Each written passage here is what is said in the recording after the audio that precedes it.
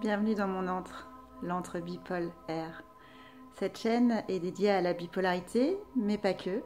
Et elle est adressée aux personnes porteuses d'un trouble psy, ou pas, mais en tout cas des personnes qui s'intéressent à cette thématique pour essayer de mieux comprendre sa complexité, mais aussi pour essayer de découvrir comment mieux vivre cette difficulté.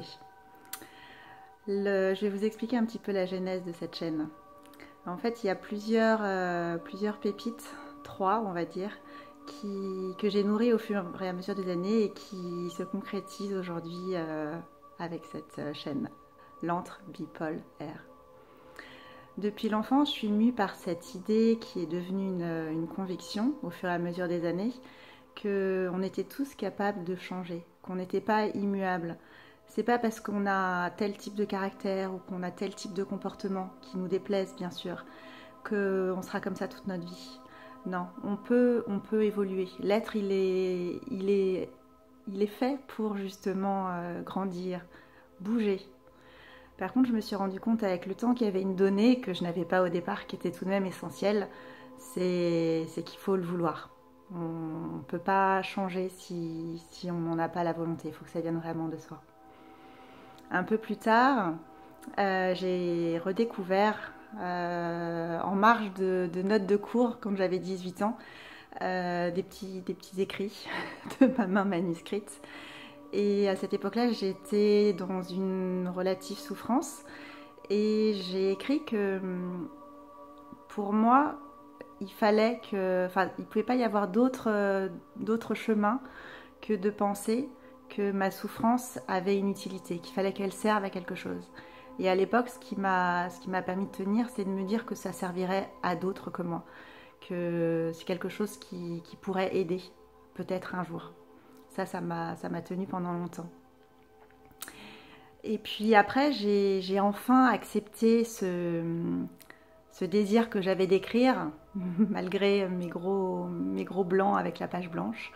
Et quand j'ai commencé à écrire mon premier roman, j'ai compris en fait que je me vivais comme une expérience, comme un champ d'expérience. À savoir que tout ce que je ressentais, tout ce que je vivais, tout ce qui se passait en moi, je l'analysais et je le mettais au service d'eux.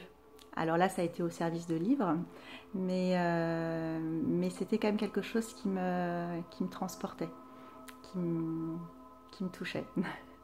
Alors on m'a souvent taxée d'égocentrique, voire d'égoïste. Et ça me faisait mal d'entendre ça parce que c'est pas vraiment comme ça que je vivais les choses. Pour moi, c'était plutôt de l'humilité, dans le sens où je me disais que ce que je vivais moi, mon petit moi, perdu dans la masse humaine des quelques milliards que nous sommes ici, si je ressentais les choses comme ça, je pouvais pas être la seule. Il y en avait forcément d'autres. Alors évidemment pas tout le monde, puisqu'on se ressemble pas tous, mais j'étais pas la seule à ressentir ça. Donc je partais de moi pour en faire je dirais pas des généralités, mais en tout cas des choses qui sont partagées par d'autres. Alors je suis atteinte d'un trouble bipolaire. J'ai très longtemps porté ça comme une tare, comme quelque chose qu'il fallait bien garder au secret dans un tiroir fermé à triple tour. Il y a peu de gens de mon entourage qui sont au courant. Après, dans le monde professionnel, je l'ai toujours tu. J'ai toujours eu peur d'ailleurs que ce soit découvert et que ça me soit reproché. Mais aujourd'hui, j'ai bien avancé sur ce chemin de l'acceptation. Et je me sens un peu légitime aujourd'hui. Alors, pas pour rien, c'est que je suis devenue médiatrice de santé père dans un établissement qui accueille du public porteur de troubles psy et du neurodéveloppement. Et je suis également formatrice père pour un centre de formation en santé mentale. Donc aujourd'hui, j'ai envie de porter ma voix pour tous ceux qui n'osent pas le faire.